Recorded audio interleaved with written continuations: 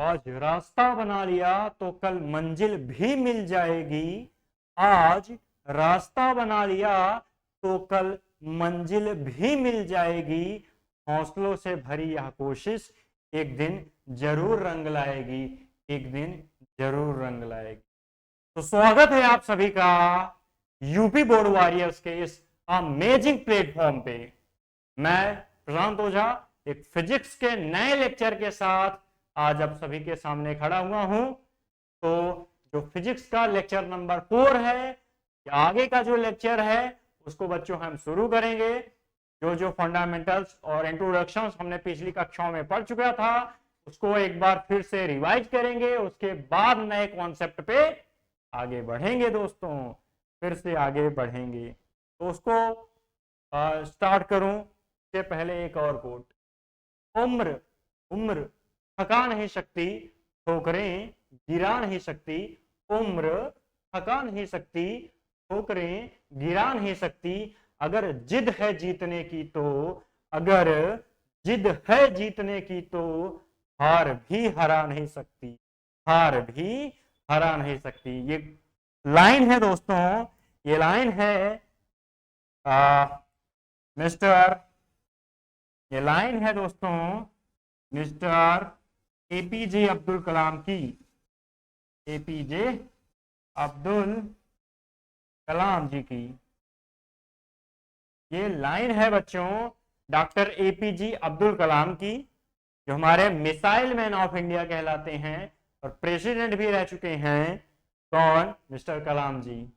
अबुल पाकिर जैनुलब्दीन अब्दुल कलाम इनका पूरा नाम है बच्चों। और दूसरी पॉइंट जो यहाँ पे लिखा है बच्चों, ये वर्ड अगर जिद है जीतने की तो, यानी जिद जो वर्ड है, यही वर्ड बच्चों आपको अपने दिलो जहान में रखना है, दिलो दिमाग में रखना है। और इसी के साथ हम इस लेक्चर को शुरू करेंगे बच्चों। उसके पहले कमेंट बॉक्स में हैशटैग जिद्दी लिख दीजिए, ZIDDI है, क्योंकि जब आपके अंदर ये है तभी आप अच्छे से कॉन्सेप्ट को पढ़ते हो, अच्छे से कॉन्सेप्ट को समझते हो और अपने टारगेट, जो टारगेट है बोर्ड में टॉप करने का, एनडीए खड़गवासला में जाने का, आईआईटीज में जाने का, एनआईटीज में जाने का, उसको आप बच्चों अचीव कर पाते हो। ठीक है, तो ये स्लोगन है अपने चैनल का, तो स्लोगन को याद रखिएगा, हैशटैग जिद्दी, और भर दीजिए कमेंट बॉक्स को। तो चलिए बच्चों नेक्स्ट लेक्चर शुरू करते हैं। तो देखिए यार, हमारा जो यूनिट है क्लास 10th, ठीक है, क्लास 10th की फिजिक्स की बात कर रहे हैं हम सब। तो क्लास 10th फिजिक्स में जो अपनी यूनिट फर्स्ट है कॉल्ड एज लाइट, प्रकाश, ठीक है, जो अपनी यूनिट है वो है बच्चों लाइट अर्थात प्रकाश। तो प्रकाश को हम सब पढ़ रहे हैं और प्रकाश का जो फर्स्ट चैप्टर है हम उसको डिस्कस कर रहे हैं बच्चों। और फर्स्ट चैप्टर का नाम क्या है बच्चों? Reflection of light, reflection of light at spherical mirror. तो चलिए जल्दी जल्दी पीछे के लेक्चर्स को रिवाइज कर लेते हैं, जो भी कॉन्सेप्ट अपन पीछे पढ़ चुके हैं लास्ट लेक्चर्स में जो है उसको रिवाइज कर लेते हैं। तो फर्स्ट ऑफ ऑल बेटे, ये जो यूनिट का नाम है लाइट, तो सबसे पहले मैंने इसको बारे में डिस्कस किया था कि लाइट क्या होती है, कि प्रकाश के बारे में अच्छे खासे से डिस्कस किया था, शुरू किया था, अच्छा खासा इंट्रोडक्शन दिया था, ठीक है ना।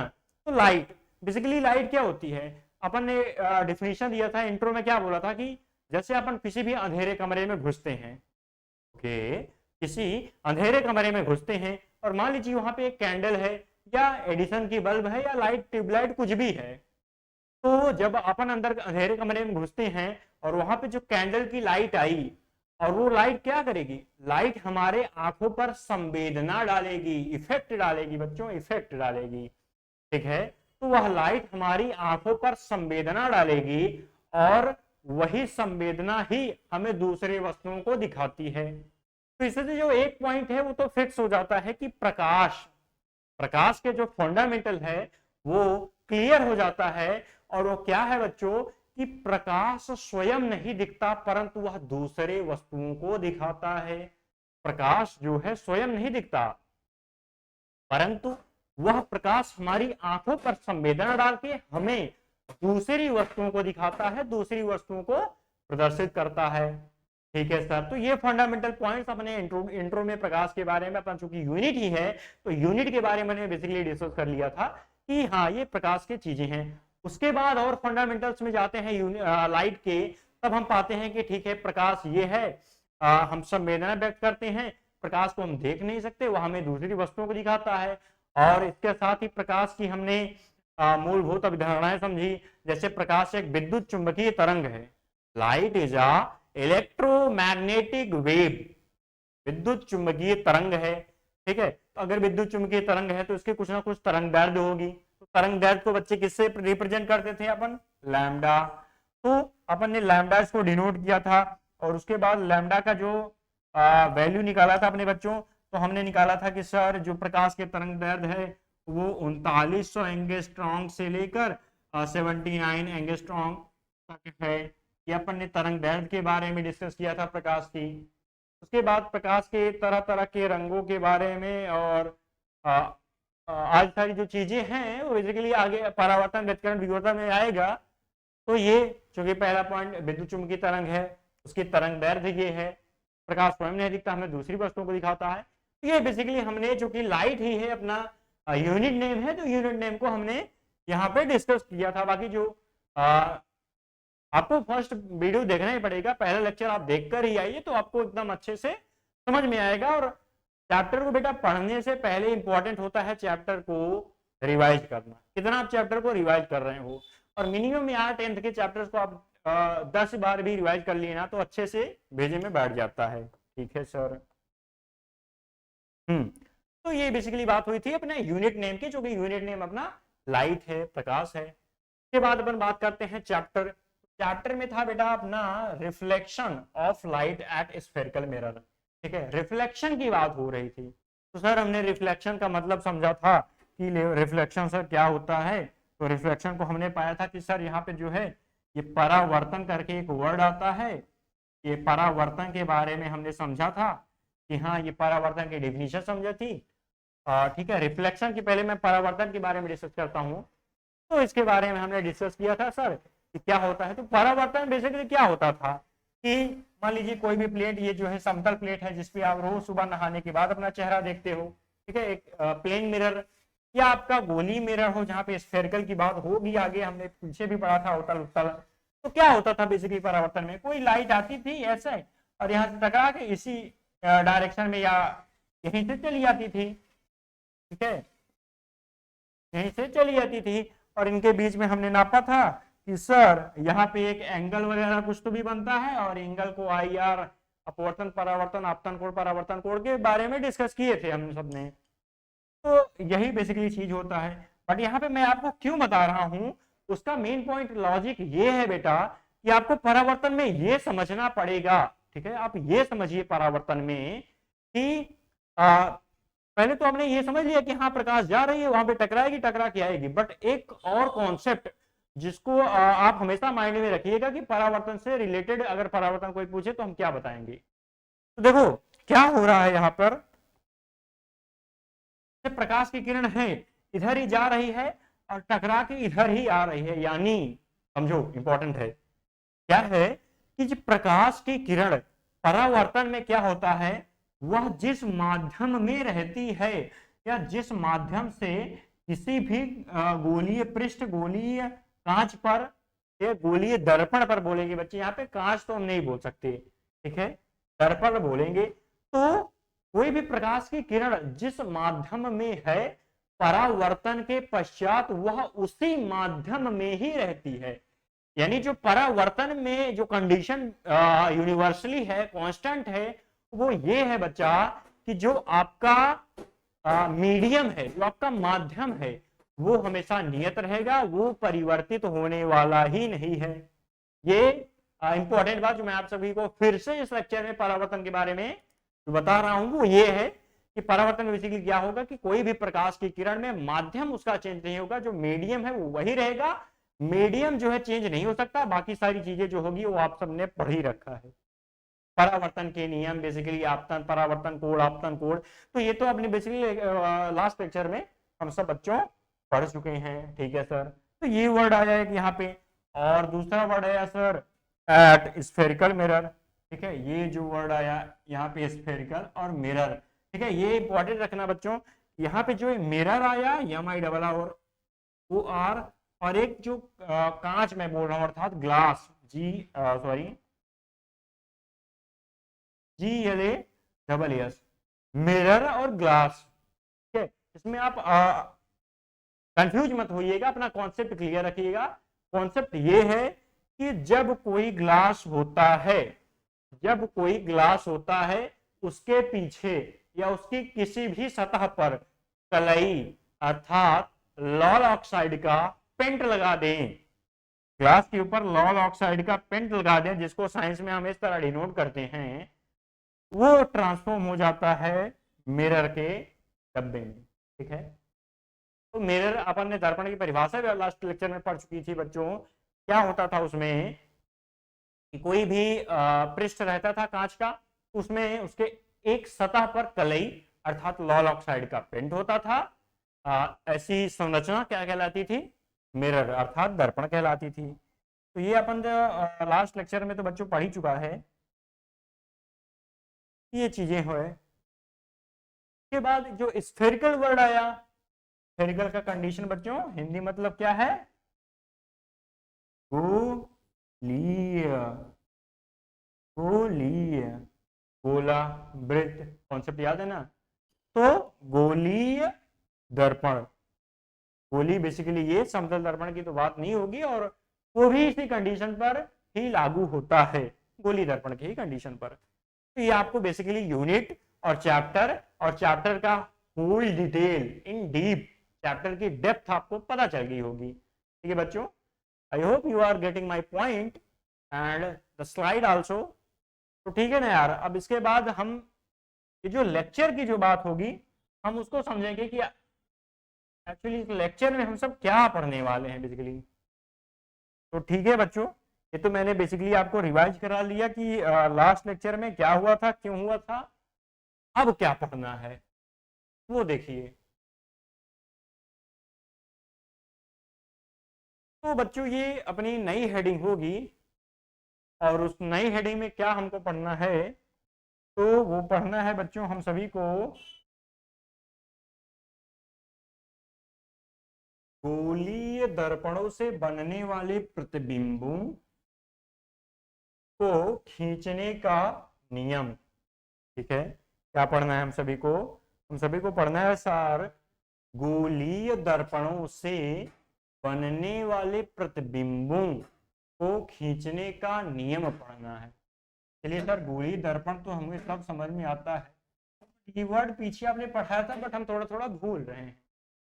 ठीक है, हम थोड़ा थोड़ा भूल रहे हैं। चलिए मैं आपको बताता हूँ। बेसिकली प्रतिबिंब का मतलब क्या होता है बच्चों? प्रतिबिंब आप डिफाइन कर सकते हो, जैसे मैंने पिछले भी बताया था पिछले लेक्चर में, वो है एक छाया। ठीक है, एक छाया है, वही जो है एक संवेदना है जिसको हम एहसास करते हैं, कॉल्ड प्रतिबिंब, इमेज। ठीक है बच्चों, प्रतिबिंब। तो प्रतिबिंब की जैसे बात करूं तो एक रियल तो नहीं होगा, जो रियल पर्सन है वो तो नहीं होगा, बट उसकी एक नई छाया कहीं तो दिखाई देगी। अब कहाँ दिखाई देगी? तो सबसे पहले तो जो बेसिक फंडामेंटल है, कॉमनली सब जानते हैं, वो तो यह है कि आप जो पर डे अपना प्लेन मिरर यूज करते हो, इसमें हम अपना चेहरा देखते हैं। जो अपना प्लेन मिरर है उसमें क्या होता है कि हम ऐसा खड़े हैं और जस्ट हमारे जैसा जो है छाया, तो इमेज बोलेंगे, और वो हमारे मिरर में, उस प्लेन मिरर में हमको दिखाई दे जाती है। ठीक है सर, तो जो दिखाई दे रहा है बच्चों वही आप समझिए प्रतिबिंब है। के साथ ही अपन जल प्रतिबिंब भी देखते हैं। ठीक है, कहीं भी तालाब, झील, नदी, गैलून कहीं भी गए, क्या होगा, क्या देखते हैं वहां पे? भाई जैसे हम खड़े हैं तो हमारी छाया उस जल के प्रतिबिंब में अर्थात जल में दिखाई देती है। तो वो भी क्या है, रियल में तो वह चीज नहीं है ना, रियल में तो हम ही हैं, बट वहां पे जो दिख रहा है वो तो हमारी छाया है। तो वही जो है बच्चों कहलाएगी प्रतिबिंब। तो अब हम यहाँ पे क्या पढ़ेंगे? तो सबसे पहले मैंने आपको प्लेन मिरर का एग्जांपल दिया, जो हम सुबह जो है नहाने के बाद देखते हैं। ठीक है, तो हम सुबह नहाते वक्त देखते हैं। और इसके साथ ही मैंने आपको जल का भी उदाहरण दिया, जल का भी उदाहरण दिया। तो हम यहाँ पर प्लेन मिरर अर्थात समतल दर्पण या जो जल में हमारा प्रतिबिंब बन रहा है वो कैसे बन रहा है, इसके बारे में हम थोड़ी ना डिस्कस कर रहे हैं। भाई क्या होता है प्लेन मिरर में, तो हमारे एकदम जैसा हम खड़े हैं एकदम सेम टू सेम हमारा जैसा फेस का साइज है, जो भी कुछ कटिंग है एकदम सेम एग्जैक्ट दिख जाता है प्लेन मिरर में।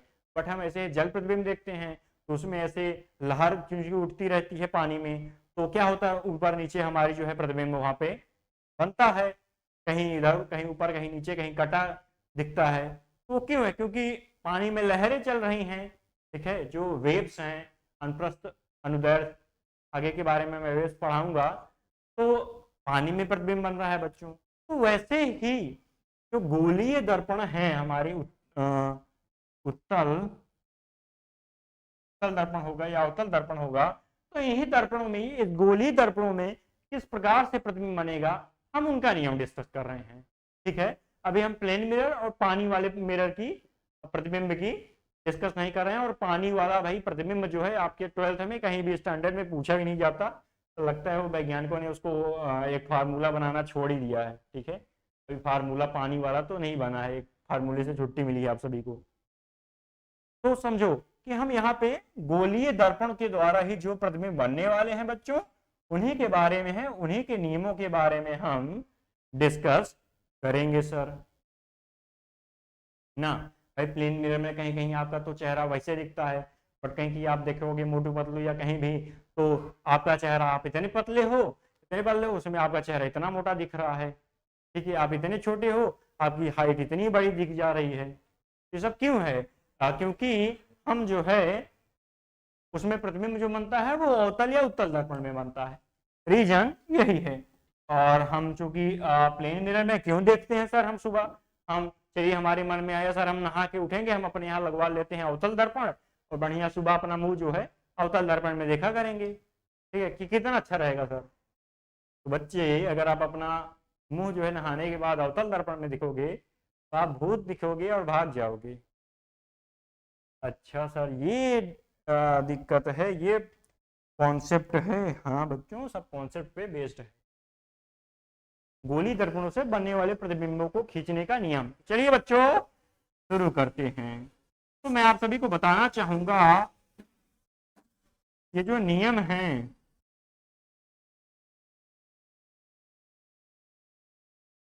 प्रतिबिंब खींचने के, यानी गोलीय दर्पणों पर 3 नियम है। ठीक है, गोलीय दर्पणों पर प्रतिबिंब खींचने के, गोलीय दर्पणों पर आप ऐसे लिखते चलिए, या मैं जब लिखाऊंगा तो इस स्लाइड का स्क्रीनशॉट ले लीजिए बच्चों। गोलीय दर्पणों पर प्रतिबिंब खींचने के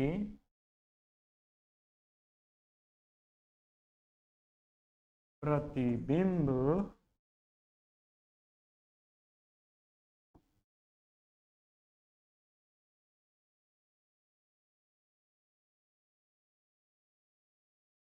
खींचने के निम्न 3 नियम हैं।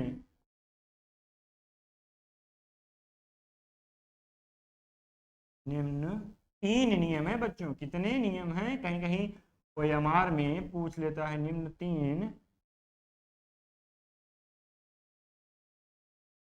नियम हैं, ओएमआर में पूछ सकता है, क्योंकि इस साल 2024 और 25 के जो है सिलेबस में हो सकता है कि आ जाए कितने टाइप्स के जो है ओएमआर में 20 क्वेश्चन जो है और 70 क्वेश्चन आपका रिटर्न वाला में पूछ सकता है कि भाई बताइए जो है प्रतिबिंब कितने प्रकार के किस टाइप के होते हैं। तो आपको ये कॉन्सेप्ट तो बेसिकली याद ही रखना पड़ेगा सर।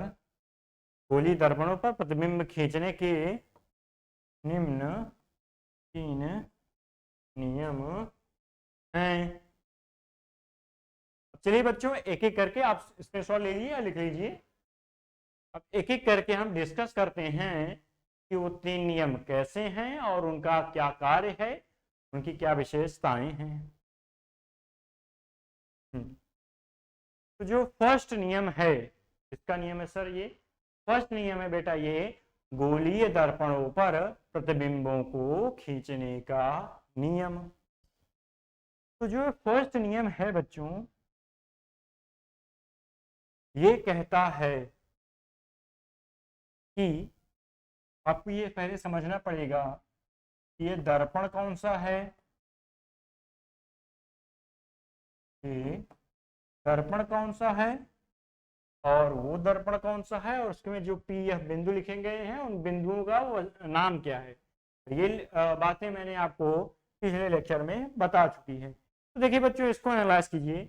इसमें क्या हो रहा है, इसमें दर्पण का आकार क्योंकि गोलेनुमा दिख रहा है तो हमको ये फिक्स हो गया कि ये एक गोलीय दर्पण है। ठीक है सर।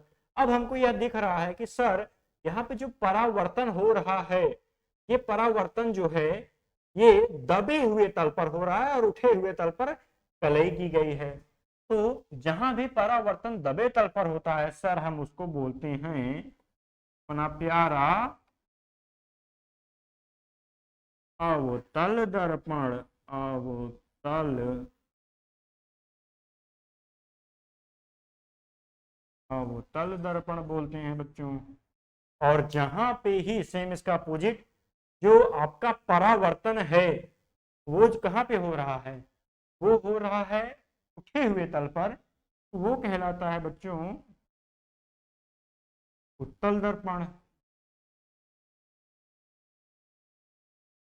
तो ये हमको फिक्स हो गया सर कि ये तो अपना है अवतल दर्पण और ये अपना है उत्तल दर्पण।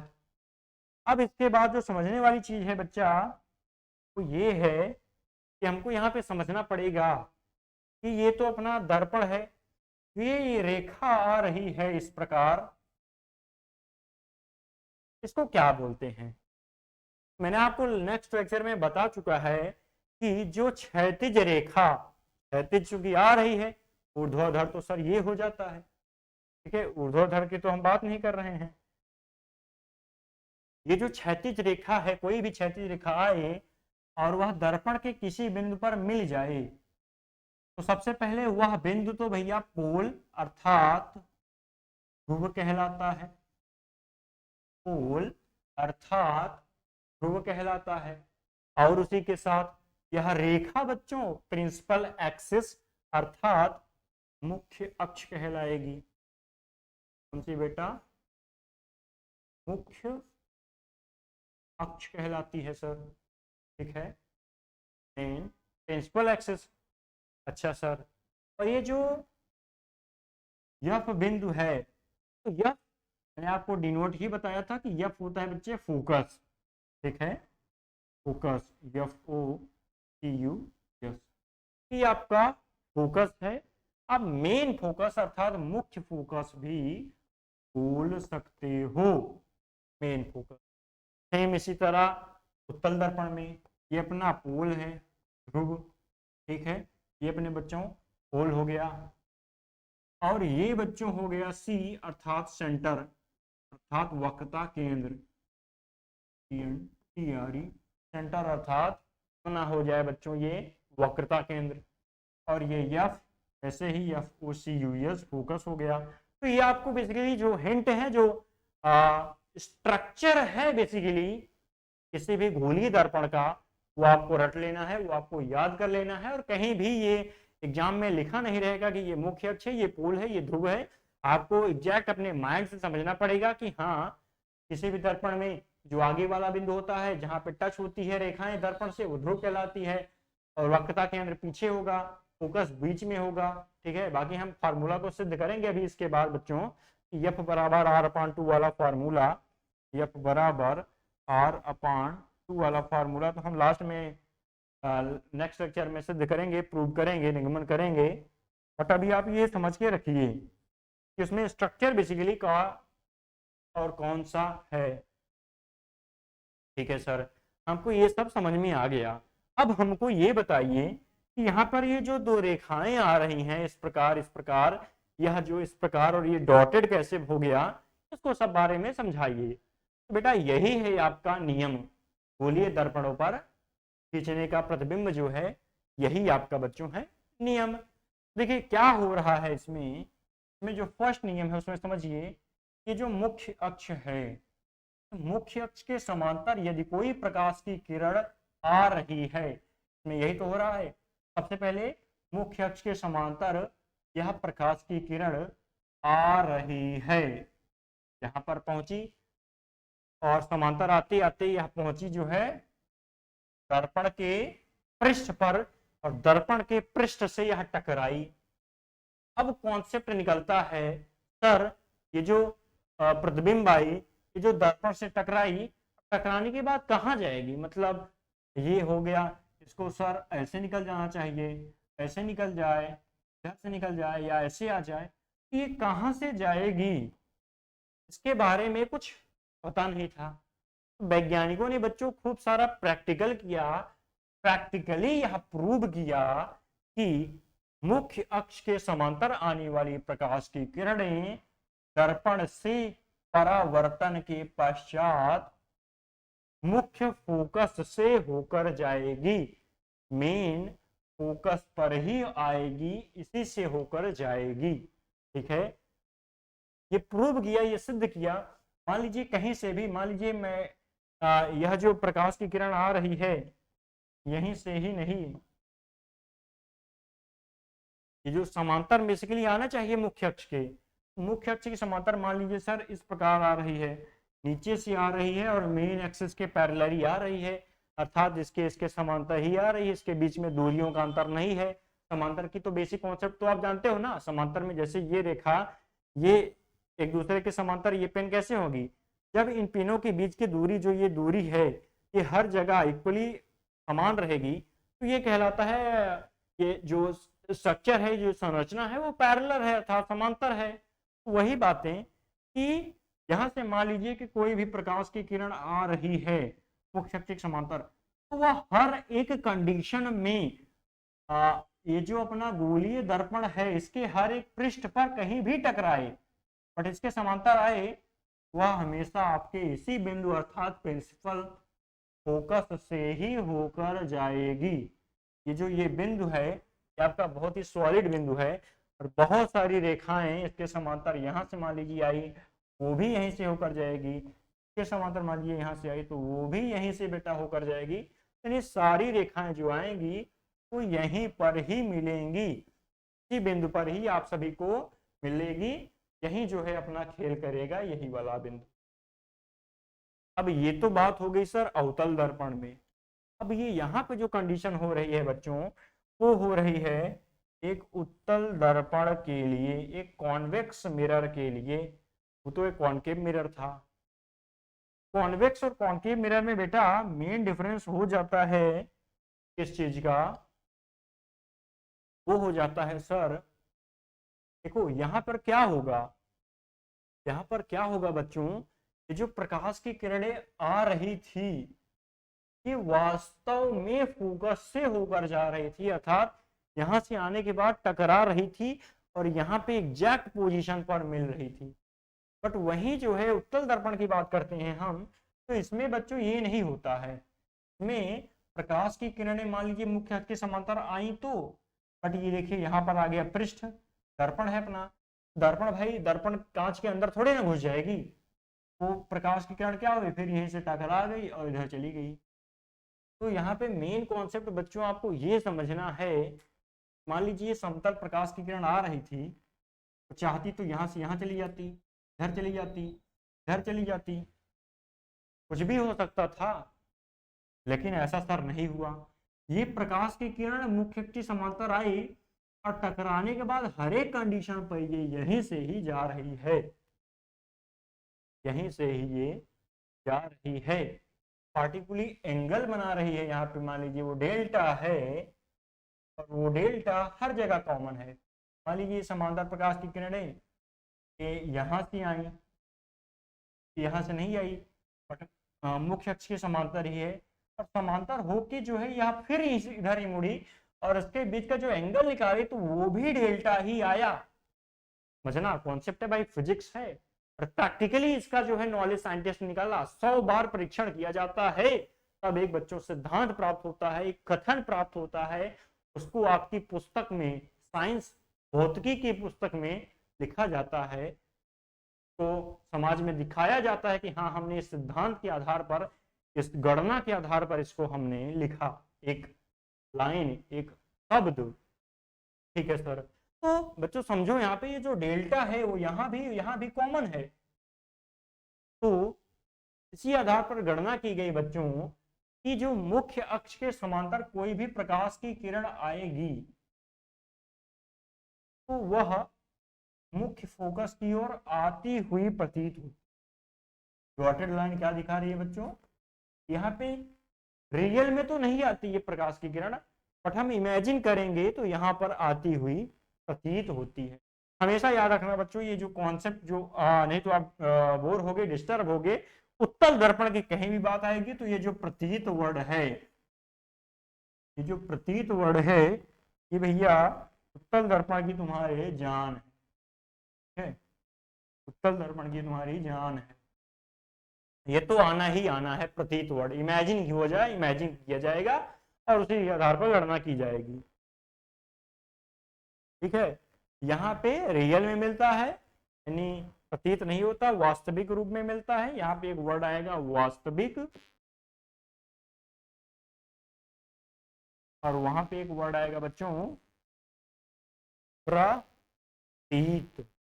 ठीक है, वहां पे एक वर्ड आएगा, यहाँ पे वर्ड कौन सा आएगा, वास्तविक, और वहां पे आएगा बच्चों प्रतीत नामक एक वर्ड। तो इसके आधार पर हम चलिए लिख लेते हैं अपना जो ये कॉन्सेप्ट था। ठीक है, जो हमने नेक्स्ट स्लाइड में सीखा कि हम लिखेंगे, एक थ्योरेटिकल लिखेंगे, एक लैंग्वेज को लिखेंगे, और लैंग्वेज में क्या लिखेंगे कि दर्पण में, गोलीय दर्पण में मुख्य अक्ष के समांतर आने वाली किरणें मुख्य फोकस में होकर जाती हैं, इसमें अवतल दर्पण में, और मुख्य फोकस की ओर आती हुई अर्थात ये डॉटेड लाइन प्रतीत होती है उत्तल दर्पण में। आपको लिखना पड़ेगा बच्चों ये कॉन्सेप्ट, ये फर्स्ट जो है रूल, कौन सा फर्स्ट रूल है, ये फर्स्ट रूल है अपना गोलीय दर्पण में प्रतिबिंब खींचने के लिए। तो उसमें क्या नियम है, पहला कि गोलीय दर्पणों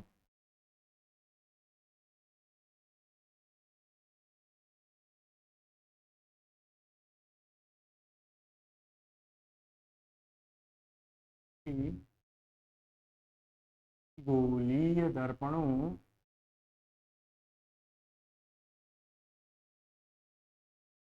गोलीय दर्पणों में मुख्य अक्ष, गोलीय दर्पणों में मुख्य अक्ष के, गोलीय दर्पणों में मुख्य अक्ष के समांतर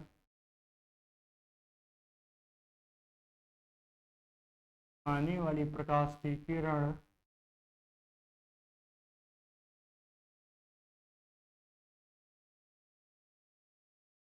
वाली प्रकाश की आने वाली प्रकाश की किरण परावर्तन के पश्चात, परावर्तन के पश्चात मुख्य फोकस, मेन फोकस अर्थात मुख्य फोकस, मुख्य फोकस से होकर जाती है, मुख्य फोकस से होकर जाती है। हमने यहाँ पे बच्चों फिक्स कर दिया, फिक्स कर दिया यहाँ पे मेन फोकस से, मुख्य फोकस से होकर किरणें वास्तव में जा रही हैं। ये किस में होगा? ये होगा बच्चों आपके अवतल दर्पण की बात हो रही है यहाँ पे। अवतल दर्पण की बात यहाँ पे हो रही है। गोली दर्पणों में मुख्य अक्ष के समांतर आने वाली प्रकाश की किरण परावर्तन के पश्चात मुख्य फोकस से होकर जाती है या मुख्य फोकस की ओर आती हुई प्रतीत होती है, या मुख्य फोकस की ओर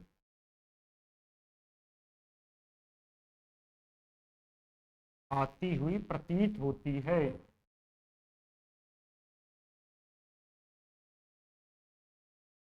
प्रतीत वर्ड, और मैंने आपको बताया हुआ है कि अगर प्रतीत वर्ड आ रहा है तो इसका आप कनेक्शन बच्चों हमेशा जोड़ोगे उत्तल दर्पण के साथ। ठीक है, इसका कनेक्शन जो बच्चों आप जोड़ोगे वो हमेशा किसके साथ? उत्तल दर्पण के साथ। तो जल्दी से स्क्रीनशॉट लीजिए, फिर आगे बढ़ते हैं। ले लिया स्क्रीनशॉट? आगे अब जो दूसरा नियम है बच्चों, हम उसके बारे में डिस्कस करते हैं। अब आपको बेसिकली पहले नियम में तो फंडामेंटल्स बताने थे, जो कॉन्सेप्ट बेसिकली यहाँ पे जो इनका सिद्धांत नहीं बताना था। अब अपन ये तो नहीं करेंगे, प्लस रूल्स को पढ़ते चल रहे हैं जल्दी जल्दी। ठीक है सर, तो चलिए बच्चों में हम क्या पढ़ेंगे, सबसे पहले ये समझिए यहाँ पे क्या हो रहा है। सर यहाँ पे एक गोलीय दर्पण है, गोलीनुमा संरचना है। इससे हमने ये निष्कर्ष निकाल दिया कि यह तो एक गोलीय दर्पण होगा, ना तो ये समतल दर्पण है और ना ही ये किसी और प्रकार का दर्पण हमको दिख रहा है। ठीक है सर, अब हमको कॉन्सेप्ट याद आता है सर, ये तो गोलीय दर्पण में परावर्तन जो है दबे हुए तल से हो रहा है और कलई जो है उठे हुए भाग में की गई है। तो जहां भी बच्चों परावर्तन जो है एक दबे हुए तल पर होगा तो आपका हमेशा कौन सा दर्पण होता है बच्चों? तो वो होता है सर हमारा हमेशा एक अवतल दर्पण। अवतल दर्पण, हाँ हाँ सर, तो ये हमको क्लियर हो गया कि यहाँ पे सर एक अवतल दर्पण का यूज किया गया है। अब यहाँ पे क्या हो रहा है सर?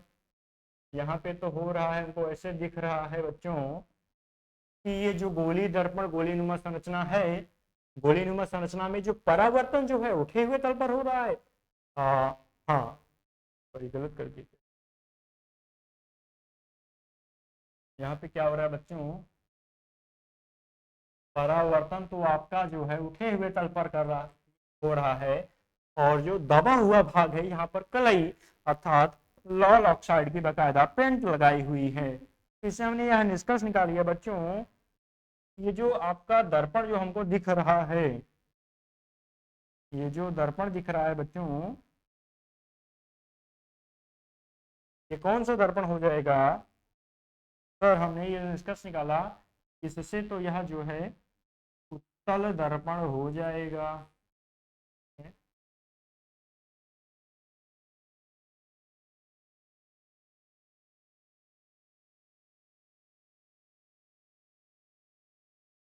उत्तल दर्पण जो है ये तो हो जाएगा। अब देखिए जो नेक्स्ट कॉन्सेप्ट आता है बच्चों, वो ये आता है कि जो दर्पण होगा, जो गोली दर्पण में होता है बच्चों, अगर प्रकाश की किरणें गोलीय दर्पण के मुख्य फोकस से होकर आती हैं, अगर प्रकाश की किरणें गोलीय दर्पण में मुख्य फोकस से होकर आती हैं, तब वह परावर्तन के पश्चात मुख्य अक्ष के समांतर हो जाएगी। ठीक है, अगर कोई भी प्रकाश की किरण आ रही है और वह दर्पण के किसी पृष्ठ पर नहीं टकरा कर रही है और मुख्य फोकस से होकर जा रही है, जाहिर सी बात है, अगर मुख्य फोकस से होकर जाएगी बच्चों तो वह टकराएगी तुम्हारे दर्पण पर। तो जब दर्पण पे टकराएगी तो उसका परावर्तन इधर इधर, यहाँ मान लीजिए ये प्रकाश इधर चली जाती, तो ये सब नहीं हुआ। वो हमेशा एक साइंस का जो प्रैक्टिकली है वो फिक्स है कि वह जो है परावर्तन के पश्चात हमेशा बच्चों जाएगी तो मुख्य अक्ष के समांतर ही जाएगी। की दिशा जो होगी वो हमेशा मुख्य अक्ष के समांतर ही जाएगी। सेम पहले नियम का अपोजिट में क्या होता था, मुख्य अक्ष के समांतर आती थी और फोकस से होकर जाती थी। यहाँ पे फोकस से होकर जा रही है, मुख्य अक्ष के समांतर जा रही है। ठीक है सर। तो यहाँ पे बच्चों क्या कॉन्सेप्ट हो रहा है, यहाँ पे भी हम देखेंगे तो फोकस आपका तो यहाँ पे एफ है, और ये जो प्रकाश की किरण आ रही है, हम इमेजिन कर रहे हैं इसको डॉटेड लाइन से, ये जो है डायरेक्ट इसका कनेक्शन अगर यहाँ से ये आएगी, तो अगर ये ना होता तो गिरती हुआ आके फोकस पर है। अब जो फोकस पे गिर रही है, ये हमने साइंस में प्रैक्टिकली फिक्स किया कि ये परावर्तन के पश्चात जो है वह मुख्य अक्ष के ही समांतर ही हुई, अर्थात मुख्य अक्ष के समांतर हो गई। चलिए जल्दी जल्दी हम इसको लिख लेते हैं, इसका जो कॉन्सेप्ट है। में हम क्या लिखेंगे बच्चों, हम लिखेंगे कि मुख्य अक्ष के, क्या लिखेंगे, गोलीय दर्पण के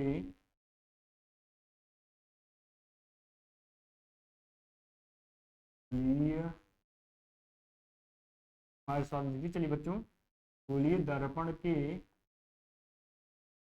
मुख्य फोकस, ये दर्पण के मुख्य फोकस से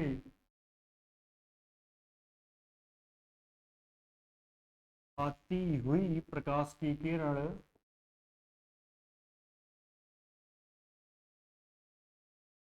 आती हुई प्रकाश की किरण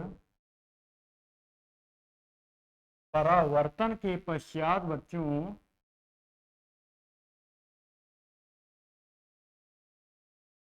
परावर्तन के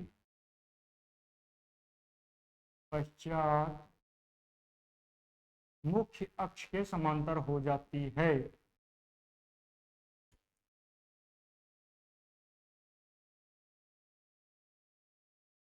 मुख्य के समांतर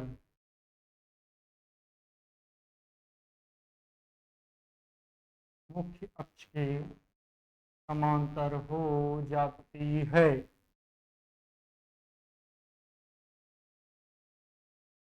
कौन सा नियम है बच्चों, ये अपना सेकेंड लॉ ऑफ लाइट। क्या है, गोलीय दर्पणों के मुख्य अक्ष, मुख्य फोकस से आती हुई प्रकाश की किरण परावर्तन के पश्चात मुख्य अक्ष के समांतर हो जाती है। ठीक है, अपने लैंग्वेज लिख ली बच्चों।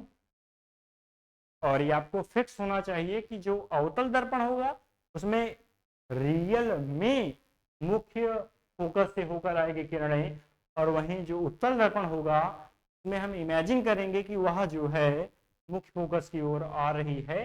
जो डॉटेड लाइन है ये हमको बच्चों दिखाएगी। आगे last and third rule of reflection, ये जो है बच्चों अंतिम है, और इसमें क्या कह रहा है उसको हम समझते हैं। अपन ने दो नियम जो है प्रकाश के गोलीय दर्पण में प्रतिबिंब को खींचने के पढ़ चुके हैं। यह प्रतिबिंब खींचने का तीसरा नियम और लास्ट नियम है। इसमें समझिए बच्चों, अभी तक क्या होता था कि जो प्रकाश की किरण है वो आपके फोकस से होकर आ रही थी और मुख्य फोकस के समांतर हो जा रही थी। फोकस से आती थी और मुख्य अक्ष के समांतर हो जाती थी। बट यहाँ पे बच्चों फोकस से नहीं आएगी, क्योंकि हमने वो लेक्चर तो पढ़ चुका है। इसमें जो प्रकाश की किरण आएगी बच्चों वो आएगी आपके वक्रता केंद्र अर्थात सी से। में जो प्रकाश की किरणें आएगी बच्चों वो आएगी वक्रता केंद्र अर्थात सी से। तो इससे तो आपका ये कॉन्सेप्ट क्लियर होगा कि ये एक अवतल दर्पण है और वो आपका उत्तल दर्पण है, ये अवतल है और ये आपका अवतल, ये आपका उत्तल दर्पण है। तो इसमें ये कॉन्सेप्ट बच्चों, ये थर्ड नियम कहता है कि अगर प्रकाश की किरण आपकी आ रही है, प्रकाश की किरण आ रही है बच्चों मुख्य फोकस पे वक्रता केंद्र से, अगर वक्रता केंद्र अर्थात सी से, सेंटर से आपकी प्रकाश की किरण आ रही है, तो वह जिस मार्ग पर आती है सेम उसी मार्ग पर वापस लौट जाएगी। भाई तुम आओ और अपने मार्ग पे सीधे वापस चल जाओ, तुम्हारी हमारे यहाँ गिनती नहीं है, कहता है मिरर। ठीक है, मिरर क्या बोलेगा, तुम यहाँ पे आओ बट उसी रास्ते पे अपने चले जाओ। ये नियम आप याद रखिए कि अवतल दर्पण में या किसी भी दर्पण में, गोलीय दर्पण में, वक्रता केंद्र से आती प्रकाश की किरण है वह अपने मार्ग पर लौट जाती है, वो उसी मार्ग पे परावर्तित हो जाती है। सेम वही कॉन्सेप्ट उत्तल दर्पण में। उत्तल दर्पण में हम बच्चों इमेजिन करेंगे कि वह रेखा जो है, डॉटेड लाइन से हम इमेजिन कर रहे हैं, वह रेखा वास्तव में जो है वक्रता केंद्र की ओर आ रही थी और वो आई ही आई लौट गई अपने वक्रता केंद्र पर, वहीं से आई वहीं से टकरा के चली गई। तो लैंग्वेज लिखना हो तो लिख लीजिए बच्चों। लैंग्वेज में क्या लिखोगे आप, में लिखना है बच्चों हम सभी को कि गोलीय दर्पण में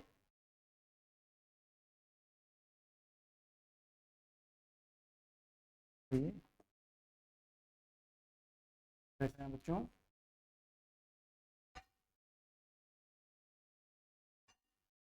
गोलीय दर्पण में, आपका लास्ट हेडिंग रहेगी गोलीय दर्पण में वक्रता केंद्र,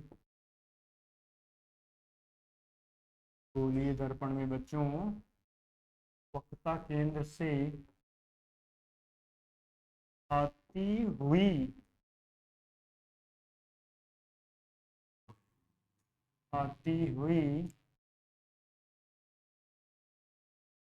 प्रकाश की किरण परावर्तन के पश्चात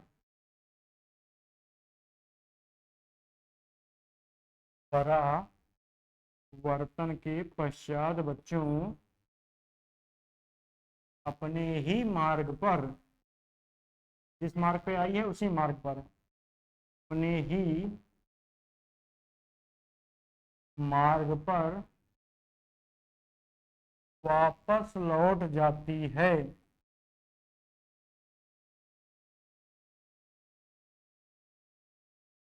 जिस मार्ग पर आई है बच्चों उसी मार्ग पर जो है वह किरण वापस लौट जाएगी। ठीक है, हमने यहाँ पे समझा, किरण आ रही है उसी मार्ग पर वापस लौट जा रही है। तो आज हमने बच्चों 10 पेज पढ़ चुके हैं। ठीक है, सारा क्लियर हो चुका अपना। आई होप आप लोगों को बहुत अच्छा लेक्चर लगा होगा। ठीक है, कलरफुल नोट्स के साथ अच्छे से पढ़ाया समझाया। मिलते हैं बच्चों नेक्स्ट वीडियो में। So thank you, take care, good bye and Jai Hind. Thank you, take care, good bye and Jai Hind, जय भारत, वंदे मातरम बच्चों। ठीक है, तो अगले लेक्चर में हम बेसिकली प्रूव करेंगे, सूत्र को निगमन करेंगे। ठीक है बच्चों, थैंक यू।